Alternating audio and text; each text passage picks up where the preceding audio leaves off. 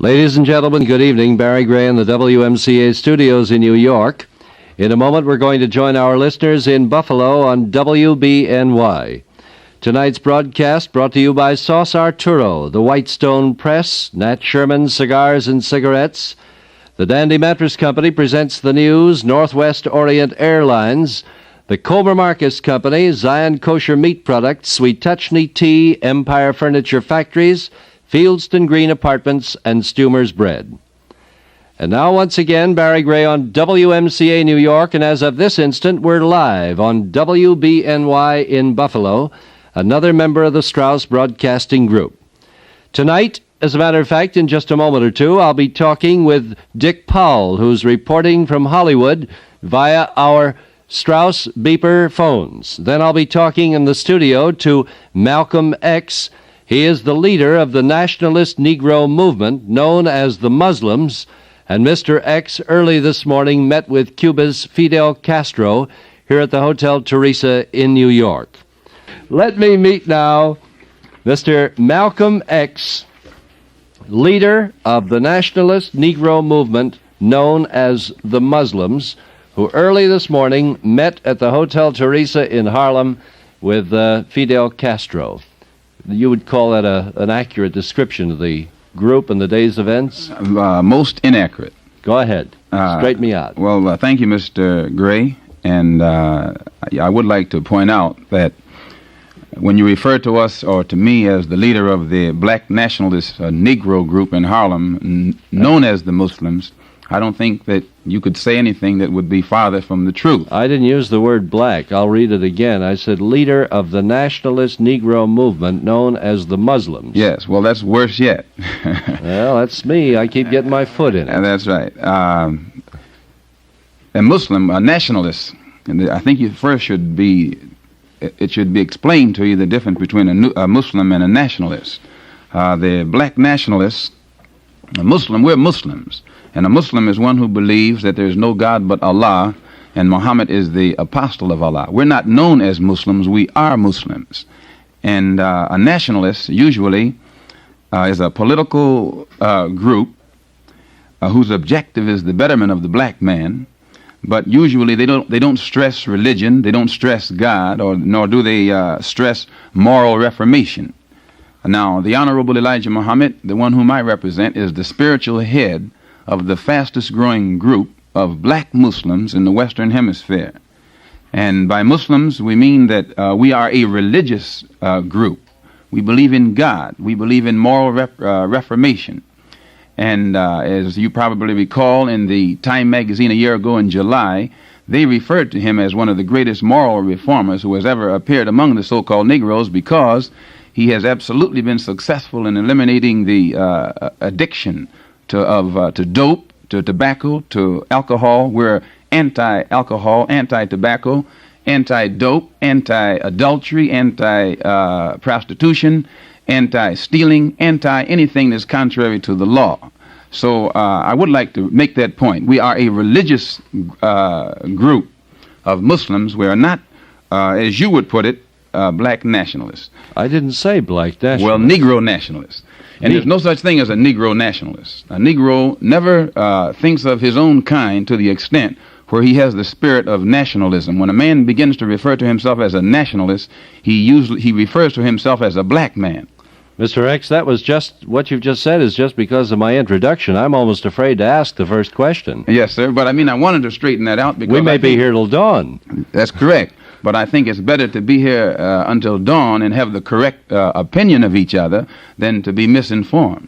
I take back the introduction, and you are the leader, the associate leader of what? I am Mr. Elijah Muhammad's representative or minister to the Muslims in the New York area, a religious group who follows the Honorable Elijah Muhammad. Now, could I ask a question? Bob Sylvester, you certainly may. If Mr. X doesn't, but you have to get on mic.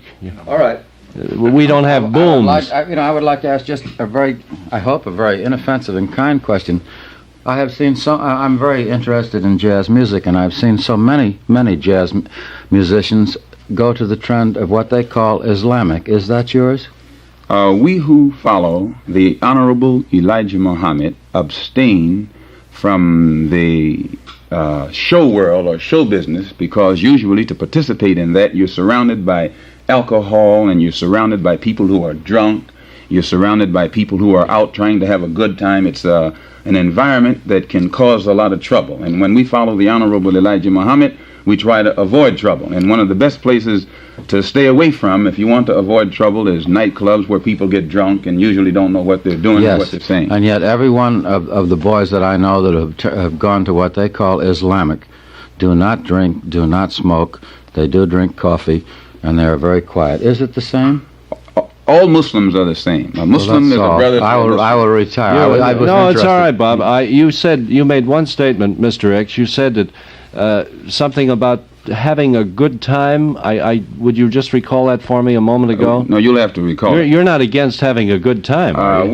We're not against having a clean good time. See, Mr. Muhammad emphasizes this cleanliness. Is all relevant, I think, yes, when you get into the word clean. Clean, yes. Well, it's a person's... some people have a different conception of clean, but we who follow the Honorable Elijah Muhammad take it for exactly what it means. We try and clean ourselves up physically, morally, spiritually, and otherwise. Isn't it true that a cafe singer named Roy Hamilton appeared at your Harlem Roundup recently? Yes, sir. Well, isn't he a nightclub entertainer? He sings in the nightclub. Well, you wouldn't decry his method of earning a living. We don't decry his method of earning a living. But I say we who follow the Honorable Elijah Muhammad, to the best that we can, avoid any involvement in any environment that's not conducive to good morals. And we have many of our brothers who used to be in show business. After they are in a position economically to leave it, they leave it. As you know yourself, most of our people, most of the so-called Negroes who have become quite famous in show business usually die in poverty. They don't have That's not because of show business. No, it's not because of show business. It's because of the system. What system is that, Mr. X? This is way off our original discussion. I think we better get to our original discussion. I'm curious as about the system. What are we talking about now? Well, sir, you take show business. Take, for instance, they say that Ella Fitzgerald is the queen, but Ella Fitzgerald is still struggling. Struggling economically. Wherein I'll never know why. Wherein people who come along and imitate her go beyond her. They get television shows. They go forward. There are no barriers, no obstacles in their path. You're telling me now that there are barriers because Ella Fitzgerald is a Negro? Because she's non-white, I would say there are barriers, yes. Well, how about Harry Belafonte and Sammy Davis and Sidney Poitier? They're in a category, I'd say that Sammy Davis is in a unique category. He's a great entertainer. That's why he's unique. All by himself. He's in a unique category all by himself. What about Sidney Poitier? He's in a unique category all by himself, and he's respected somewhat. I should say he's respected, but I think you'll find that many of the so-called Negro musicians or entertainers who have crossed the line marriage-wise, very seldom do you find their audiences remain predominantly so-called Negro. Usually their billings or their dates or their schedules they're more downtown or in white theaters or nightclubs predominantly patronized by whites than among their own kind. For instance, there are some so-called Negro entertainers who, after undertaking a white wife, for instance, you could go all over Harlem and never find one of their records on the Nickelodeon. Well, whose fault is that? Well, that's not the point. Still, the point is, after they make such moves, it affects them with their own people more so than is commonly realized. Now, that's not dealing in any specific personalities, but I say... I don't know what this has got to do with our discussion. Well, you brought it up. No, you said that the system created a great deal of anguish, I guess is the word, that Ella Fitzgerald wasn't doing so well. The last time I looked, Ella Fitzgerald was the highest paid singer of her kind. Mr. Gray, that the majority of it, you can always pull out exceptions. Well, you named Ella Fitzgerald. No, that's right, but still, you can always pull out exceptions. But the majority of the so-called Negro entertainers, whether it's in the actual field of music or whether it's in the field of sports, like fighting, usually, despite the amount of money that they draw in at the gate, they end up in poverty. Well, that would be the fault of their economic advisors or their own bad inherent sense of business. You can't blame the system for that. When the system is responsible for their bad, as you call it, inherent sense of business. The system, the environment under which they grow up, is responsible for their bad sense of let me business. tell you about an example that perhaps you do not know, and perhaps I'm telling tales out of school because we are very good friends. But Sidney Poitier is a Negro actor of great stature and very widely respected. And Mr. Poitier, who is in his mid-30s, actually today will never have to work again if he doesn't care to, because he's been so well advised and so well set up in a financial way that literally he will never have to work again if he doesn't wish to. Yes. Fortunately, he wishes to. Yes, well, So the responsibility of finding proper advisors would seem to be upon the performer. The public can't be blamed, or the show business bookers can't be blamed because someone who earns $5 or $10 or $20,000 a week is not wise enough to entrust it to someone who is honest and gives good advice. And there are hundreds of such people around. All you have to do is find them. Yes, well, you find them, sir. Oh, I'd be glad to give you the name of a good business manager. Yes, sir. Well, I'm not looking for one. I think I have the best business manager in the world, and that's the Honorable Elijah Muhammad. Now, if you want to get to him... Do you have a statement of net worth with you so we can judge this? Sir? No, that's a joke. Ladies and gentlemen, before we get into the next segment of this discussion, a brief reintroduction. I'm talking with Malcolm X.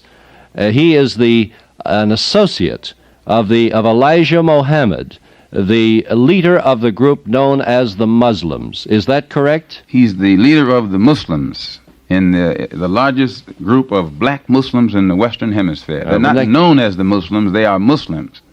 Just like you're not known as Barry Gray, you are Barry Gray. You want to bet? Let's pause here for the news after this important minute in New York and in Buffalo. Ladies and gentlemen, in New York and in Buffalo, Mr. Malcolm X, representative of Muhammad Elijah, leader of the Muslim group, I guess in the United States. It's a national movement. Elijah Muhammad. I'm sorry. The spiritual leader of the black Muslims in the Western Hemisphere. How many members does he have, or followers? I've never heard him say. Do you have any idea? No. Anybody who's in a position to know how many followers he has wouldn't say, and anybody who says is not in a position to know. Let me ask you, Mr. X, why did you visit Fidel Castro this morning? Well, you have to understand it like this. Because of the climate that has been produced by the trouble in Africa, in the Congo, in Kenya, and other places, it has caused a great deal of tension in Harlem. And based on that, some representatives from the 28th Precinct a few weeks ago visited our restaurant, and they were discussing these incidents that stemmed from this tension, and they asked us for suggestions on some of the best ways to combat it. So we suggested that they, instead of condemning the leaders of these different nationalist groups, that they get all of them together at the Amsterdam News Office, where they have the 28th Precinct Community Council at the Amsterdam News Office. I think it's once a month. So that they took this suggestion, and at this meeting about 3 or 4 weeks ago, a sort of a working unity was brought about by the editor of the Amsterdam News and Captain Noonan of the 28th Precinct and Patrolman Sosis, who handles, I think, the public relations or something or other. So it was suggested that working with just that element wasn't sufficient, but to get that element of leaders together with the civic leaders, the business leaders, and whatnot there in Harlem. So last Friday, a meeting was held at the Amsterdam News Office, presided over by James Hicks, the editor, and Captain Noonan and Sosis, and I think Inspector Whalen was there, and Lieutenant Seeley. Plus, there was Commissioner Dumpson of the Department of Welfare, and Dr. Alfred Morrow, the ex-commissioner, and John B. King, Reverend Dempsey, the mayor on Harlem, Dr. Allen, Nathan Friedman, and Vernell Pemberton, assistants to the superintendent of districts, There was Norman Saunders from the Mayor's Committee was there. And I believe you, Mr. Well, X. all right. Go ahead. I want you to know who was there so you'll know why I was in Fidel Castro's room. Since you want to know, we'll get the details. One of the first things that was brought up at this meeting was that there were many African dignitaries being brought to America during the UN session, and that these African dignitaries would want to visit Harlem. And the 28th Precinct, or the police department, was very concerned that there wouldn't be a repetition of the incident that took place when President Sékou Touré of Guinea was there.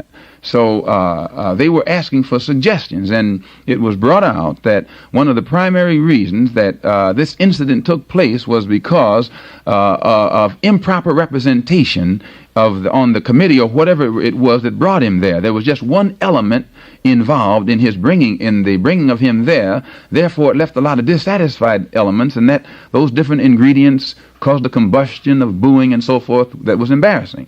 So it was suggested that a committee be set up. And this committee was supposed to be representative of all of the elements in Harlem. The nationalist elements, the Christian elements, the fraternal elements, the business elements, and so forth. And I was selected on that committee to be responsible for representing and welcoming any dignitary that came to Harlem. And when the meeting was breaking up, I asked Mr. Hicks about how to form the thing together, and he said, well, since your name was mentioned, you take the initiative in getting the others together. So then when what night was that? Last night? Monday night. Monday night, we heard that Fidel Castro was coming to the Teresa, which was unbelievable. He had a do bill that didn't work at the Shelburne. Well, that's what somebody said, but I'm inclined not to go along with everything that I hear.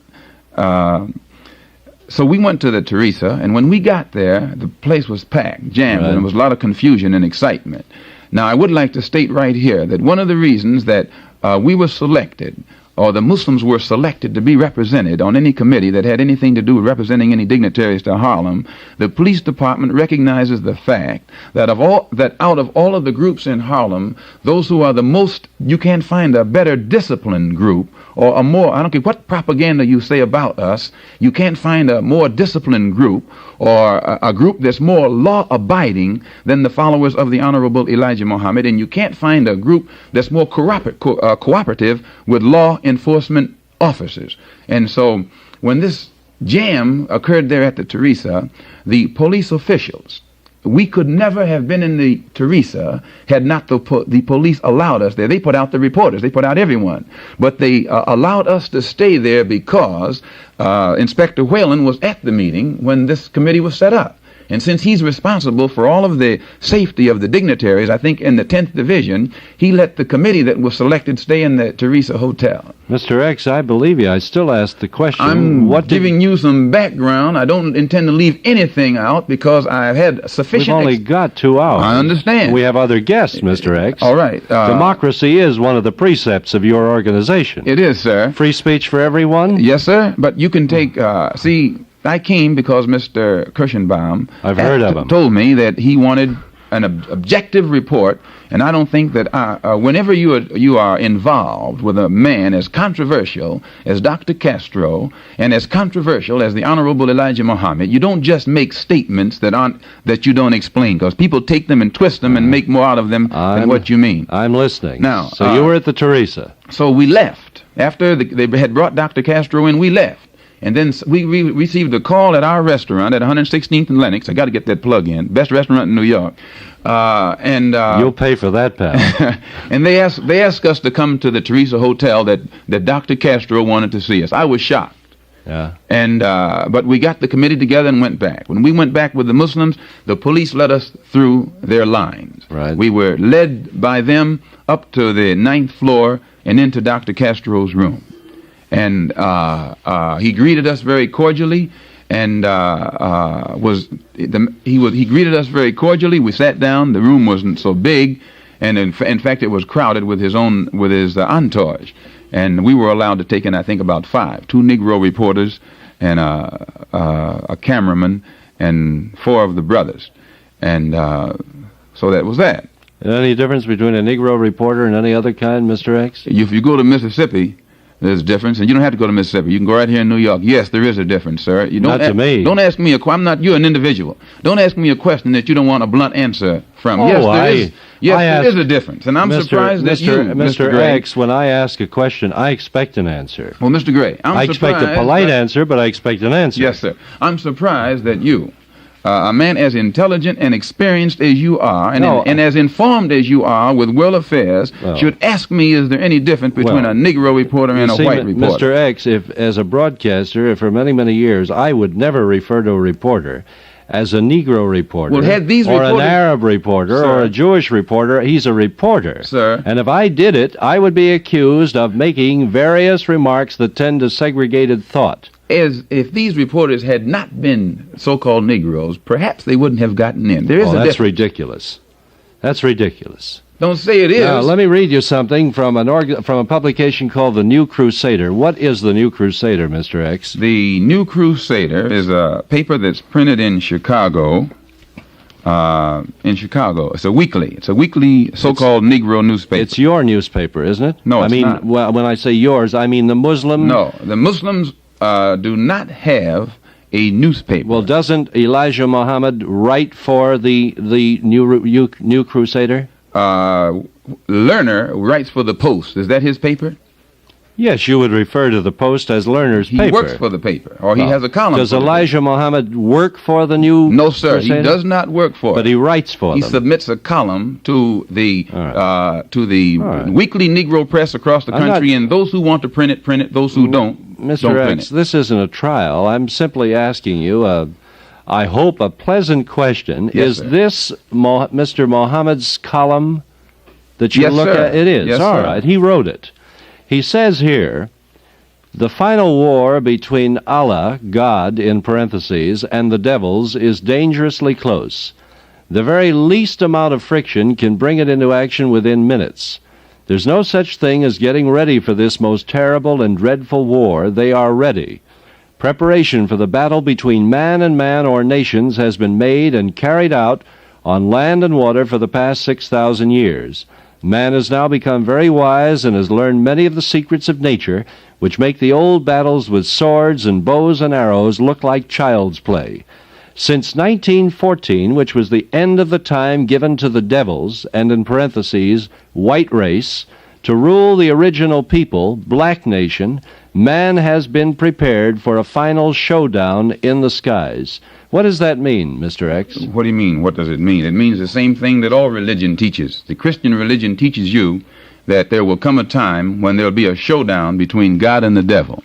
Right. The Christian Bible clearly states, and all Christians teach, that there'll come a time when God will destroy all non-Christians. This is the Christian gospel. And the only thing now, and yet when they say that, Christians are never accused of being anti-anyone. They're just congratulated or complimented for being good Christians. Which testament are we referring to? And I think that you'll find that your theologians, Mr. Gray, constantly refer today to the War of Armageddon. Dean Acheson, when Douglas MacArthur was called back to this country some years ago, when he made his speech in the Senate, he referred to the battle that was shaping up as Armageddon. Now, in most Negro churches, they teach Negroes that the War of Armageddon is something that's going to be fought between spirits up in the sky someplace. But Dean Acheson, who was Secretary of State, and Douglas MacArthur, who was one of the generals out there in the Pacific, he referred to the War of Armageddon as being right here on this earth between God and the devil. Mr. X, I really wanted to ask a very simple question. Doesn't Mr. Muhammad, your leader, talk about the battle between the black and the white, and isn't this the basis of his entire platform? He teaches us that God is going to destroy the wicked. Now, who are the wicked? All you have to do is look around on this earth and find out who it is has committed the acts of a wicked man. Who is the thief? Who is the robber? Who is the enslaver? Who is the lyncher? Who is the colonizer? Now, if I point to a man and say he's a colonizer, or he's a lyncher, which is a murderer, or he's an enslaver, that doesn't mean I'm teaching hate, unless I am saying that that man has done something that he hasn't done. And what Mr. Muhammad teaches us basically is that God is going to destroy the wicked. Now, nobody has to worry about that except those who are guilty of having done wickedness. Does that include the Congolese troops as well? How do you mean? Well, the wicked, those who have committed murder, rape, arson, assault. I'm surprised how a white man who knows the history of the Belgian Congo or of the Congo. No, we're talking about wicked people. Yes, I'm surprised that you, as a white man and as an intelligent person who knows the history of Belgian colonialization in the Congo and what they did, and I regret to say, Mr. Gray. Well, they did bad things too. And we're talking about the wicked without regard for race. If you can put a man in the electric chair for crimes that he has committed, and you murder him for the murder that he has done, then you're not wicked for giving him justice or repaying him in a just way for what he has done. Well, justice means also includes the words due process, and there's nothing due process about the marauding troops of the. Justice is to balance the scale. Due process, sir, is the words that have been used since the beginning of Anglo-Saxon justice. Mr. Gray, yes. I think you'll find that the Belgians murdered millions and millions and millions of Congolese. All Belgians. Well, when I say Belgian, those who were in power over them plus you mean women with 5 children conducted the murdering? Or they just paid for the crime? I was at an interview where reporters asked Mr. Wigger Mary, who the Congolese government had designated to look into this so-called atrocities by the Congolese troops, and he claimed that he didn't see any signs of it. Well, that happens to be a flat untruth. Yes, but I think reports from all observers, including Mr. Lumumba, have been fairly well authenticated. They're reaping what they sowed. Whatever happened the women with 5 children. What happened to the Belgians in the Congo, sir? They reaped what they sowed. A man cannot do he can't reap other than what he sowed. It didn't happen to the English. The same thing didn't happen to the English when they withdrew from places they had colonized and didn't commit atrocities. And it didn't happen to any colonial power that withdrew and did not commit these atrocities. You think then that the Congolese troops were exactly correct in their attitude? I'm not certain of what the attitude was because I wasn't there. And what do you think of Patrice Lumumba, from what you've read? You think he's a wise statesman? Well, I will say that he is one person who has brought unity among all of the colonial powers in that they all dislike him. They all united against him. It also seems that the Russians dumped him today, too. Well, I see all of that's politics, which I don't follow too closely, being a religious man. I can tell. But at the same time, I'm interested in the betterment and the elevation of the black man. And the Honorable Elijah Muhammad is a religious leader and a religious teacher who's not interested in politics. Aren't you interested in mankind?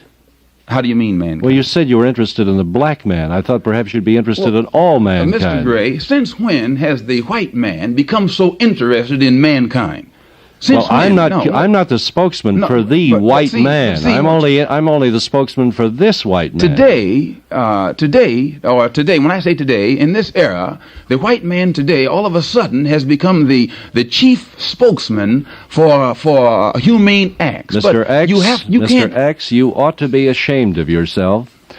With this country, in the last 180 years, has given birth to some great men who have undertaken to advance the cause of all peoples, including the Negro, from the day of their thinking and diplomatic activities. I give you Harry Truman, Franklin Delano Roosevelt, Abraham Lincoln, Benjamin Franklin. I can give you a list that would take us the rest of the evening. You mean these white men were evil too? The first man that you mentioned just said that the sit-ins in the South should be arrested and put in jail, Harry Truman. That is not an accurate and exact statement, and Mr. Truman has cleared it up 3 or 4 times. You read the first statement, you didn't read the second. But let's go to the others.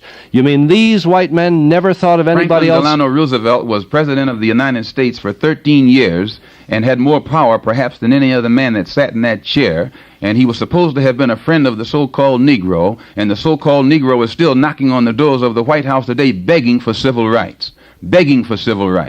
whether it be begging for civil rights from the Democrats or the Republicans, he is still begging for that which he was supposed to have gotten when Abraham Lincoln issued the so-called Emancipation Proclamation. Well, let's talk about Lincoln, as long as you give him a little credit. Do you think he was just thinking of the white man? Lincoln, according to history, stated that if he could stop this so-called Civil War without freeing the slaves, he would. If he could save the Union by freeing the slaves, he would. He wasn't interested in freeing the slaves, sir. According to history, Mr. Lincoln was interested primarily in saving the Union. And today, many so-called Negroes who don't read into the history or into the points of history that aren't included in the general history books take Mr. Lincoln as their friend. But if he set them free, why are they still begging for civil rights? To me, civil rights means citizenship. If a man doesn't have civil rights, he's not a citizen. There's no Do you have civil rights, Mr. X? No, sir. There's no such thing as second-class citizenship. Mr. X, do you think you could do make this particular appearance on a broadcast, we'll say, in Mississippi? The Honorable Elijah Muhammad taught in Atlanta, Georgia. No, I'm interested in your opinion, Mr. X. In Mississippi? What kind of broadcast? Like we're talking about right now? Just as you are now. Do you vote?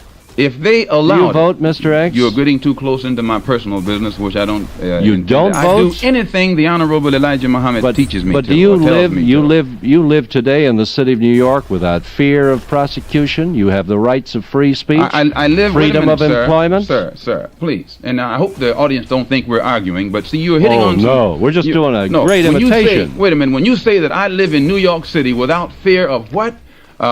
We had a case where one of our brothers was beaten on the street until right now he carries a silver plate in his head. 2 years ago, Mr. X, I was beaten on the street. I still enjoy civil rights. 2 years ago, my home, or the home... I haven't heard anything from you. In Long Island was shot up by police of the New York City Police Department. Was shot up 2 years ago, 1957, or 3 years ago in 1957. They had no reason. Well, they went to court. They went to court for 2 years and beat every charge that the police department put against them, and now they have a civil suit in the court against the police department. Plus, the brother who was beaten there on 125th Street, he was completely cleared of all charges, and he too. Mr. X, what do you think of Fidel Castro's recent statements? How do you mean, sir? About the policies that exist between Cuba and the United States. My impression of Fidel Castro was that he was a man who seemed to have the genuine interest of his people at heart, as the Honorable Elijah Muhammad has the general interest of his people at heart. But we don't believe or follow or align ourselves with any outside powers, nor do we believe that any outside power can solve the problem of the so-called Negro here in America. We who follow the Honorable Elijah Muhammad, I'd like to make that straight. We don't believe any outside power can solve the problems that confront the so-called Negroes in America. We believe that God will do it. Why did you rush to have an appointment with Fidel Castro? Evidently, you don't recall what I said earlier. I was selected on a committee which was backed by the police department and by everybody who was at that meeting. The newspaper itself also. I can't recall any other dignitaries rushing up there today, except Nikita Khrushchev. What is your point? What are you getting at? I'm curious as to why you would seek out Fidel Castro. Mr. Gray. Why don't you visit? Go ahead. Now you can see why I took the time in the beginning to tell you how it developed. So you would not toss out the impression that I ran seeking anybody. When I went to the Hotel Teresa, I was summoned there by with the knowledge and consent and the approval of the police department and the newspaper and the others of the Harlem community who belong on that council. Can you name anyone else, any other prominent person who went to visit Fidel Castro today? Reverend Dempsey, Mr. Powell's assistant, and who was the mayor of Harlem, and I think State Senator Watts, and I can name all night long prominent Harlemites who were out there, but they didn't get to see the man because they were not on the committee. Do you think Roy Wilkins or Thurgood Marshall is going to meet Mr. Castro? Well, I'm not acquainted with them well enough to know whom they would meet. Are you going to seek an appointment with Mr. Nasser when he arrives? I understand that you will attempt that as well. Who gave you that understanding? Just little birds flying in the studio. They come in every night. Well, Mr. Nasser is a Muslim, and we're Muslims, and a Muslim always is happy to see his Muslim brother.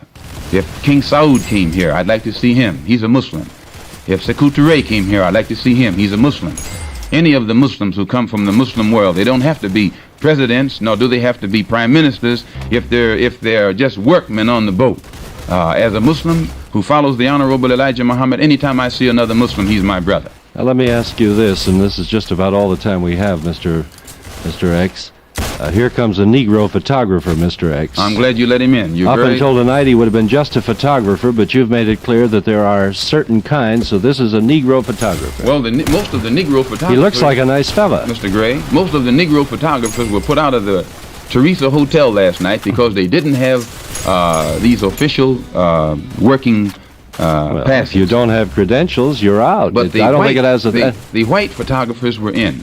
Oh, that's ridiculous. Well, it's facts. The fact is that there were thousands of people who applied for credentials and only hundreds were given them, and I'm sure that the axe fell in all directions. But I want to ask you this point. Do you believe, Mr. X, that in Nasser's Egypt or in Castro's Cuba you could make statements like this? I was in Egypt last year. I've never been to Cuba.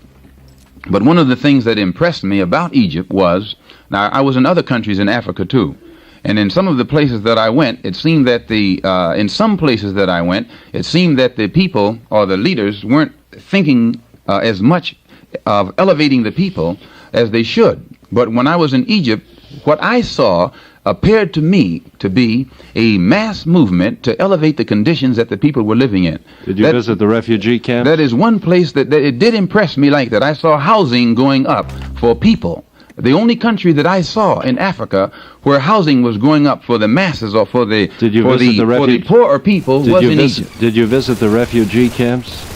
No, sir, I didn't visit the refugee camps. But what brought about these refugee camps? Now you're talking still going into the political thing, and like I say, I'm a religious man, a Muslim who follows another religious man, the Honorable Elijah Muhammad. I'm talking about starving people, Mr. X. Sir, I didn't see any. I didn't visit any refugee camps in Egypt. They're there because, perhaps, by having been displaced by Israel, and that's another question in itself, another problem in itself. It would take us another half hour, yes, unfortunately. Sir. And I think, Mr. Gray, to say in closing, that any time a man who gets on your program and speaks so well and so militantly for Israel and for the Jews having a home or a state of their own, I don't think that you should be so, you should refuse to be as objective as you could be when you see those of us who follow the Honorable Elijah Muhammad trying to do the same thing that you believe that your own people should do, get something of their own.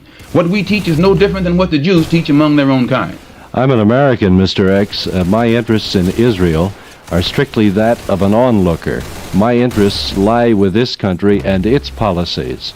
My interests in Israel are purely secondary or even third. If this country would give me the advantages... I have an interest in Israel as a democracy in the Middle East, a purely political interest, none other. Yes, sir. Go ahead. Mr. Gray, if this country would give me and the other black people, 20 million black people in this country, the same advantages that it gives you as a white man, then my interest could be just as profound in the future of America. Well, but you just can't... Mr. X, I can assure you that this broadcast has for years and will continue to, as long as it exists, work for those advantages for you and other people.